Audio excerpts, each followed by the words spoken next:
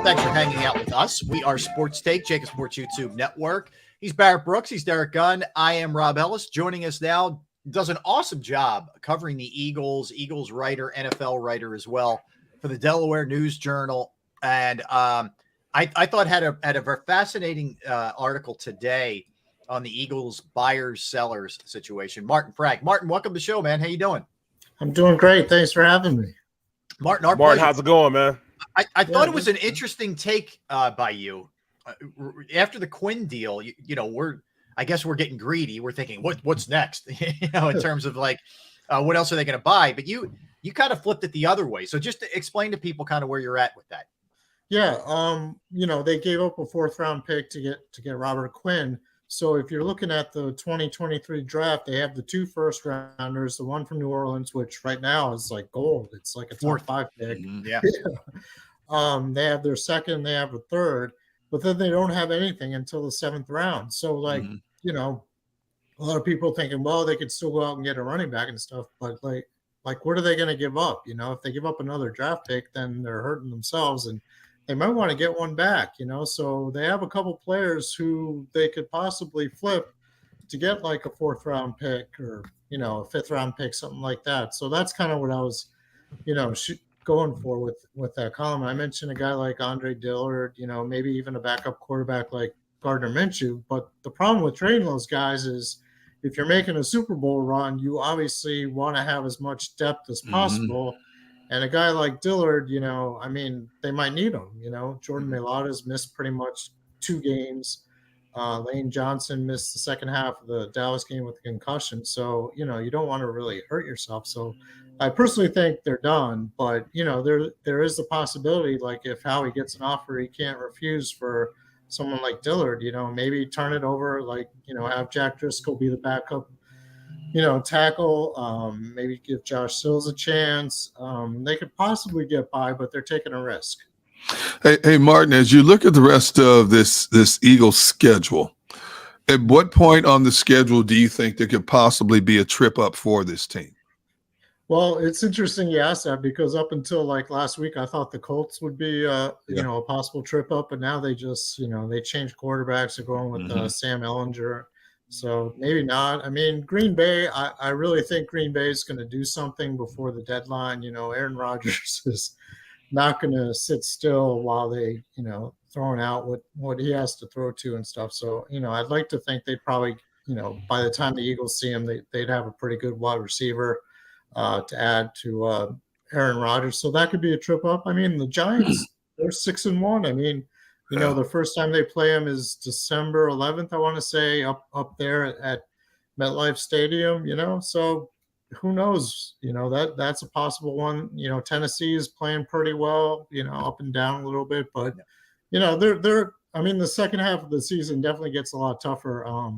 The Eagles also have like that 3-game road trip with the Giants, the Bears, and the Cowboys. So, it's going to be a lot tougher. I mean, if you're focusing on an undefeated season, I think that probably won't happen, but, they'll get tested, definitely. Martin, looking at just looking at the whole NFC East as a whole, how much of an effect do you think that Quinn has now, as opposed to, going into the bye week and then leaving out of the bye week? Where are they at now? I mean, I know they're still the top dog in the division. But did they help themselves immensely, or are they still on the same rise as they were?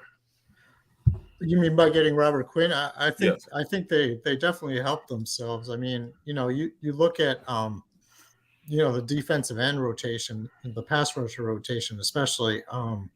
They don't want Brandon Graham playing more than like 45% of the snaps.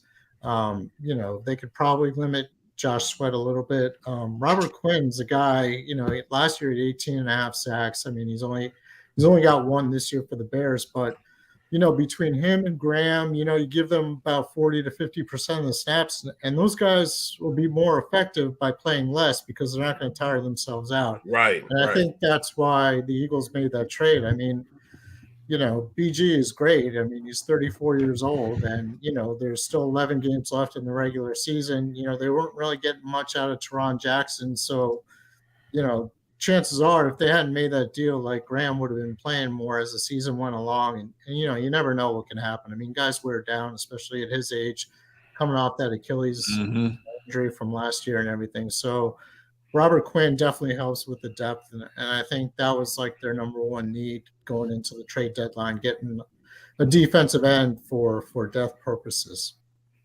Martin, where do you stand with Jonathan Gannon? There's been a lot. We've had a lot of discussions on the show.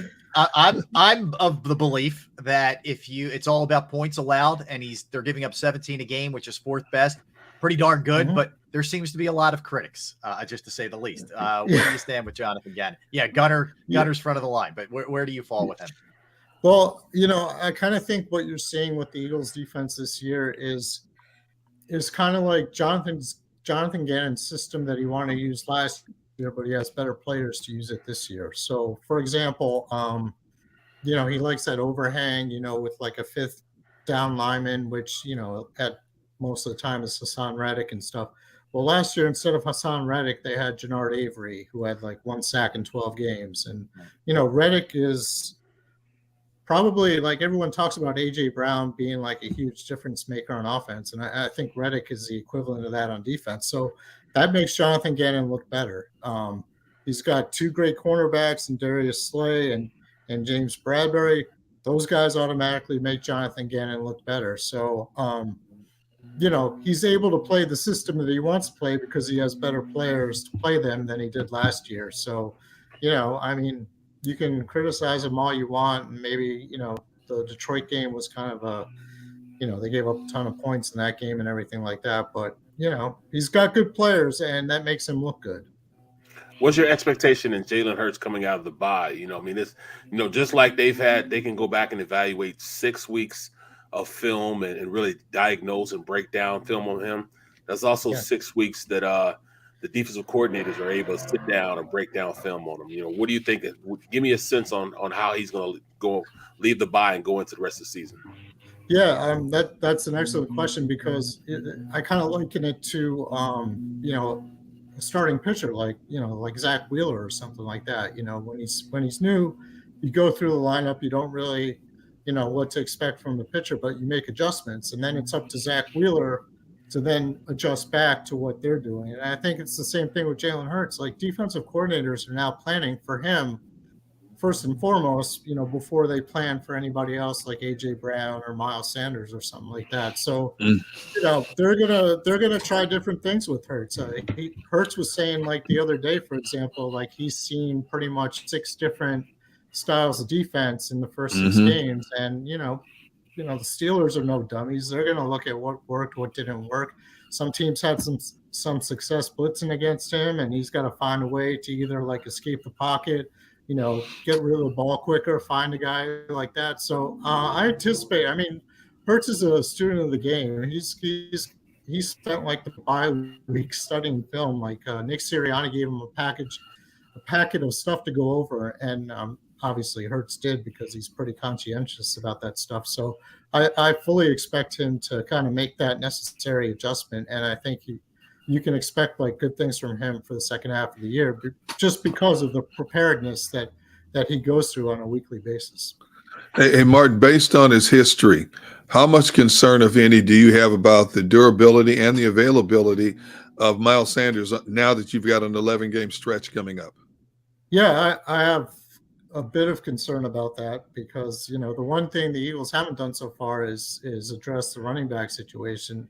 There's a big drop off if Miles Sanders were to get hurt. And, we've seen the last 2 years, he's missed like a combined 9 games, I think. So, yeah, you got to keep Miles Sanders pretty healthy. The Eagles have tried to have kind of mini rotation. They'll put Boston Scott in there. They'll give Kenny Gainwell some chances and everything like that. But, it's a big drop off from Sanders to those guys. Sanders is running really well this year. He's more like, north-south instead of like east and west that we've seen, from time to time over the years. So, you got to keep Miles Sanders healthy. That's kind of like a big key for them. The one thing that does help is Jalen Hurts runs the ball a lot too. So, he doesn't get like the 25 to 30 carries a game, he's more in the 15 to 20 range. So it's possible that could kind of work out for them, but they definitely have to make sure Miles Sanders is healthy, if they want to have any playoff success. Martin, the headliners were Reddick and Brown, really, in terms of the offseason moves. I guess you could throw the Quinn move too. Of that sort of second tier, Bradbury, White, et cetera, some of the guys we saw next, who's made the greatest impact in your estimation? I'd say Bradbury. I mean, that guy's, it's kind of funny because you go into the Eagles locker room after every game and you go to talk to Darius Slay or Bradbury, and Slay's always like, why did the Giants let this guy out of their building? I mean, he's kind of been like everything they expected and more. He's been totally as advertised. And it doesn't always happen when you sign a free agent, cornerback, especially late in the process, like the Eagles did with Bradbury. So I would say he's been kind of like their best low impact, low profile free agent signing. Kaiser White's been pretty steady. They traded for Chauncey Gardner-Johnson. It took him a little bit, but the last 2 games he's got 3 interceptions. So he's kind of adjusted to that safety role. That's the thing about this team, like being 6-0, they've gotten those kind of contributions from pretty much everybody that they signed. Yeah, they have. And the last time it worked out like that was like 2017. Pretty much all those guys they brought in. Yeah, exactly. Yeah. So Howie had a great offseason. He's kind of he found the right players. They fit in well, and I totally expect Robert Quinn to fit in well too, because he's been around for 11, 12 years. I think he knows the deal that he's not going to play like the 68% of the snaps that he was playing in Chicago this year, and I think he's fine with that. I think he really wants to win. Hey, Martin, with the addition of Quinn, whose numbers get reduced? Yeah, I think Josh Sweat will probably lose some playing time. Maybe Hassan Reddick a little bit, but I think there's room for all those guys. Maybe some of the 3 guys in the middle. They like to go with Jordan Davis, Fletch and Javon Hargrave. Maybe one of those guys gets a fewer snaps. There are ways to do it. You could take a little bit from here and a little bit from there. I don't think anybody's going to see a drastic reduction in the amount of snaps. I just think that it's, Quinn isn't going to play as much as he was in Chicago, and some of the other guys are going to play a little bit less. Martin, what do you make of the Steelers team? We're not used to seeing them playing at the level they're playing, quite frankly. And it looks like they're sort of trying to rebuild. And let me pass this along too. TJ Watt says he's trending in the right direction to play on Sunday. Okay. So just what with he said today. With a pec injury? It's what he said today. He just said not all that long ago to some scribes in Pittsburgh. But anyway, the Steelers, Martin. Yeah. So anyway, about TJ Watt, I saw a stat actually. They're like 1-9 when he doesn't play. Yeah. And I would be surprised if he does. They have the bye coming up, so that gives them another, 2 weeks to get better and get healthy. Because he also had the knee surgery too, right? Yeah. So it wasn't just the pec. I think they cleaned out his knee maybe. But anyway. Did they? I didn't know. Okay. I didn't know that. On offense, what the Steelers have kind of struggled is, replacing Ben Roethlisberger, which obviously you have a quarterback for 18 years. You bring in a new guy, it's going to be tough. But, they got 3 really good wide receivers, and you can't really sleep on them. If Pickett, it's going to take some time for Pickett to, become a quarterback who can hit those guys. But, there's always that potential. You got receivers in Deontay Johnson, Chase Claypool, and Pickens, the rookie. Those are 3 top-notch receivers. If you can get the ball to them, they could be pretty dangerous. And on defense, they obviously lose a lot without Watt, but they also have Minka Fitzpatrick in the backfield and everything like that. So maybe put him on one of the Eagles receivers, and you have to hope the other guy steps up, whether it's Devonta Smith or AJ Brown, whichever one So they could, they don't score a lot of points. They're struggling and everything like that, but they're not awful. They're not you look at a 2-5 team and you think they're, the doldrums of the NFL, but they can keep if they can keep it close, they would have a chance to win. I mean, they got to keep the Eagles from scoring like 27 to 30 points. Otherwise, they won't have a chance. Well, I'm really trying to figure out where Michael Clay is and where this return game is. We're not getting anything from this return game. In what way do you think they can change how this return is? Do they bring somebody in? I mean, by the trade deadline, or do they just go with what they have and they're just cool with being mediocre? How do you think they fix this, or just leave it alone? I think actually they're pretty cool with being mediocre. They don't want a guy who's going to turn the ball over and give the other team a chance to score inside the red zone. So if Britton Covey's a punt returner and they tell him to fair catch the ball, I think they'd be very happy with that, no matter where he is. If the other team kicks it into the end zone, they're happy with taking the ball at the 25. Although I kind of noticed like teams aren't kicking the ball into the end zone against the Eagles. Yeah, they stopped it. They want them to run the ball back, but I mean, as long as you don't make any like critical mistakes, I think the Eagles can live with that. The problems are, a couple times Covey's tried to run a punt return back when he should have fair caught the ball and he got leveled. One time he like coughed up the ball and everything like that. And you can't have that. And I think they're going to talk to him. I mean, I know they've been talking to him about that and stuff. So that's kind of like the only thing they could really change. I mean, they did sign Greg Ward to their practice squad. They used Ward as punt returner last year, mostly to fair catch the ball. And if that's what it takes, I mean, that could be the biggest change they make, have Greg Ward go back there, fair catch a ball and everything like that. So I don't think you're going to see like Devonta Smith back there. I know a lot of fans have been kind of like, well, Devonta Smith's a good punt returner. Put him back there. Let him see what he can do. But you don't want to get Devonta Smith hurt. I mean, the only time you would use him back there is if you're like losing and in the fourth quarter, kind of like they used to do with Deshaun Jackson, desperation type of thing. So I think pretty much you're just going to cross their fingers, hope they don't make any kind of critical mistakes. And, if they get the ball at the 20 or the 15 or whatever, just deal with that. Martin, if you had that decision at your disposal, who would you want to see back there? When you look at who the Eagles have on their current roster, who would you want to see back there in a return game, on whether it's punt or kickoff? I personally would go with Devonta Smith, but you don't want to get him killed, But not with the way they block, man. Yeah. No. Okay, outside of Devonta, we're not going to touch him. So, all right. I mean, Quez Watkins has returned kicks, but I don't think they trust him all that much. Okay. I think he might be prone to turning the ball over. I mean, Covey might be the best of what they got. I mean, the guy can catch the ball, and as long as he doesn't make any kind of critical mistake. I mean, you want to put Zach Pascal back there and have him just fair catch the ball. I mean, that's possible. Wow. Kenny Gainwell, I wouldn't trust him back there because he's not very ball secure.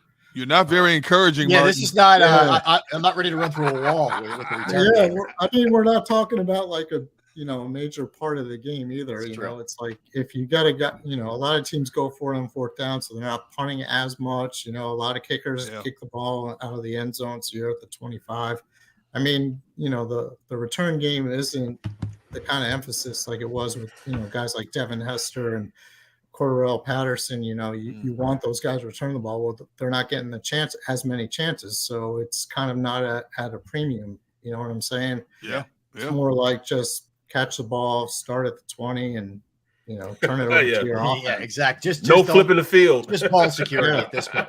Yeah. Well, I mean, the Eagles have a good offense, so why not? Exactly. Yeah, good point. I know you also, when the Eagles aren't in season, you cover the other sports as well. Take on the Phillies.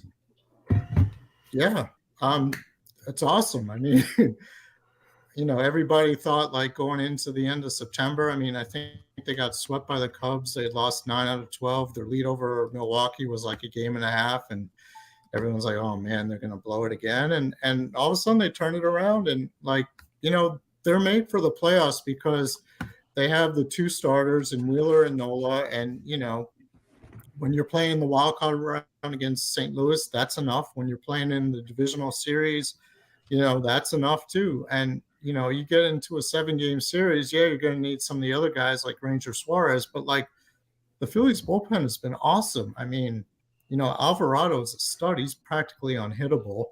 Sir Anthony Dominguez was struggling towards the end of the season, but he's kind of turned it around.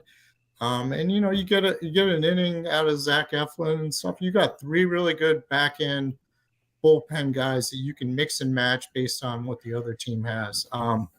Houston, although I think is going to be a much bigger challenge than the other teams the Phillies have faced. I mean, they've got great pitching, they've got great hitting. Yes, they won 100. Yeah, exactly. They won 106 games for a reason. I mean, they're by far the best teams that the Phillies will face. But if Wheeler and Nola can keep them close, you got a bullpen that can hold on to a 1-run lead. I mean, maybe that's all you need. Yeah, no question.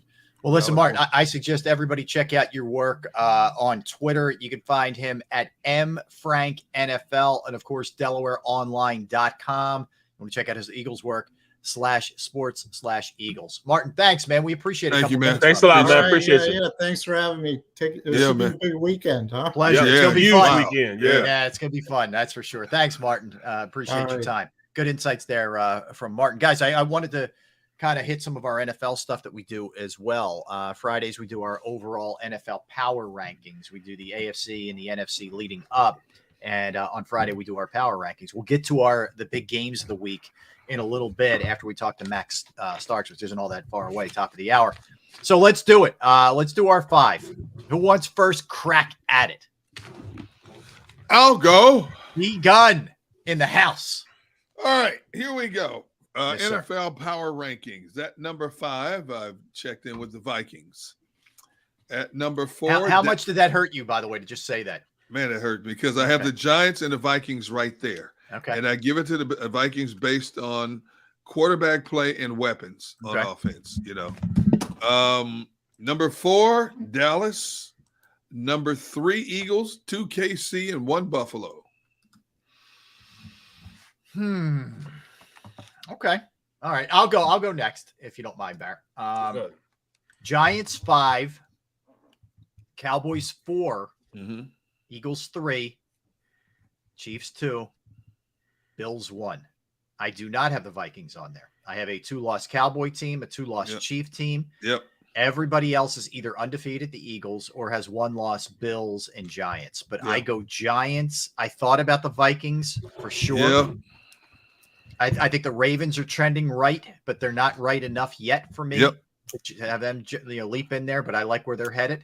And I can't continue to knock the Giants every week and keep saying, reality is going to bite them.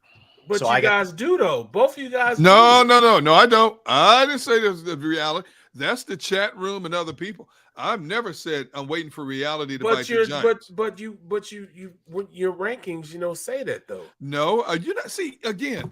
I see why Mrs. Brooks has gray hair. Jeez, here we go. Because her son. All right, no. Listen, where you have the Cowboys before the Giants. Yes. To me, that doesn't make any sense. Why? Cowboys already beat the Giants. Yeah, they beat them. So I mean, if they're tied, they're half. You got. I like Dallas's personnel on defense better than I like the Giants' personnel, even though Wink Martindale has gotten Who's got the most losses? You are with your 2. winning. Who's got the most quarterback sacks? Who's got the better rotation on the D line? Who has the better? He has no. You look at the defense. The Giants are more physical than the Cowboys are. How can they be more physical? They are more physical. They fly around better. No. And they lost to a Giant. They lost to the Giants, and it was a close loss too. I can't pick Daniel Jones over Dak, and I know Dak is mediocre. Now, if it was Cooper Rush, the Giants might be there. Can't do it. I can't do it either. So that's why I'm going. I got to go Cowboys. Then I got to go Giants. And both of you guys are wrong when you guys do it the opposite way. Both of you guys have gone Giants and then Cowboys, but it goes actually Cowboys. Okay, they play tomorrow. If they play tomorrow, who wins? The Giants. I think the Cowboys win if they play tomorrow. The Giants win. No. The Giants, they're going to split with the Giants. They're going to split with the. They're going to split with the Cowboys. They are going to beat them there. I think they play them like 2 weeks. I think they play them in 2 weeks. Hold on. They're absolutely going to beat the. They're going to beat the Cowboys. They play week 12. Week 12 at Dallas, 4:30 start, which is at Thanksgiving. Dallas. That's Thanksgiving. That's At a Dallas. Thanksgiving I game. said that at Dallas too. On Thanksgiving Day, they're going to beat Dallas in Dallas on Thanksgiving Day. Listen, I hope you're right. I don't agree. I don't agree. I I know I'm don't right. see that. You guys are wrong again. Wrong again, D. Wait. It would be the first time you were wrong now. Now, don't make me start recalling stuff. Don't make me do it. Just leave the Raiders out of this, okay? Just leave the Raiders out of this. I screamed for an entire offseason about how good this Raiders team was going to be, and they're the worst team ever. Yes, I was wrong. Yes, I admit I was wrong. But still, I'm still going Cowboys. Then I'm going Giants. Okay. Then I'm going with the Birds, Chiefs, and then the Bucs. And I'm in all actuality, Barrett, if we're doing it your way, the Eagles should be right. one. The Eagles should be number one. They haven't lost. Right. Exactly. Right. In fact, you know what? Let's change that up. Oh, jeez. Eagles. All right, so this is my order now. Eagles, Buffalo, Chiefs, Eagles, Buffalo, Giants, Cowboys. KC, Giants, Cowboys. Yep, that's it. See, I do it based on what we've seen and with a little bit of projection. Just a little bit. Like I think Buffalo's the best team in football. I ain't picking nobody ahead of Buffalo. I don't care how many losses they have. Now that I look at it, I don't see them as the best. I see the Eagles as the best team right now. Okay. Okay. We'll have to wait to the Super Bowl to find that out. That would be a great problem to have. Yepers. While really we're down there in sunny Arizona. Oh man. And no, if you had Buffalo's fan base and an Eagles fan base, I tell you what, the action in the stand would be better than the action on the field. And the tailgate. Buffalo fans, hey, let me tell you something. They don't back down from people. They ain't back front runners. They just started being this like. No, they're not. Oh, no. You know, you're gonna tell that lie. No, they're not. No, they're not. Buffalo they just fans started that. Dude, no, they're not. Buffalo fans are as loyal as any fans in the NFL. They're not front runners. Stop it, Barrett. That stadium is right there in the heart of neighborhoods, just like Lambeau Field, right in the heart of the neighborhood. People live Barrett. The Sabres have sucked for years. All they have is Buffalo. No, you haven't. You just not heard about it. Within the last 5-6 years, you just not heard about the Buffalo. Really? So you didn't hear about the Buffalo Bills back in the days of Jim Kelly when they went to 4 straight Super Bowls and lost all 4? You didn't hear about the Buffalo Bills back then? No? Not you really. know the team existed then? Yeah, I know they existed because they were good, but still. No. As many times as I've been to Buffalo covering games, those fans are loyal. And let me tell you something. They ain't afraid to speak their minds either. That's why I said if Buffalo fans and Eagles fans met in the Arizona desert in the Super Bowl, the action in the stands during the game might be better than the action on the field. The hitting in the stands might be better than the hitting on the field. Oh, my fans gonna whoop their ass, bro. I ain't saying who's winning or losing. I'm saying there's gonna be people going toe to toe. Our fans are going nuts with it, bro. Oh my we God. don't play that, man. I'm not saying who's gonna win a fist fight in the stand. I'm just saying it's gonna be people toe to toe in the stands from kickoff until the final gun. Tell you that right now. They try to slam tables. Eagles fans slam other fans. That's what I'm saying. All right. On that note, let's get a timeout, and we'll come back. We'll talk to Max Starts. Another one. This is like old home week for Barrett. We'll talk to another one of Barrett's teammates when we return. We are Sports Take, JAKIB Sports YouTube Network. All right, let's discuss Station Tap Catering, because Station Tap Catering coming up tomorrow has an unbelievable event. It is called Fall Fest. Fall Fest will take place from 12 to 6. Live music with Round Tower, beer gardens, kids costume parade, okay? Food vendors, craft vendors, Station Tap outdoor seating, Fern Boulevard, Drexel Hill, Fall Fest tomorrow. Going to be a nice day in the Delaware Valley. 12 to 6. You get it all. You get music. You get a beer garden. The kids can do their thing with their costumes. You get a little more bounce for your buck out of the costumes, not just Monday night. They can wear them tomorrow in the parade. Food vendors, craft vendors, you name it. Station Tap, outdoor seating, Fall Fest, Station Tap.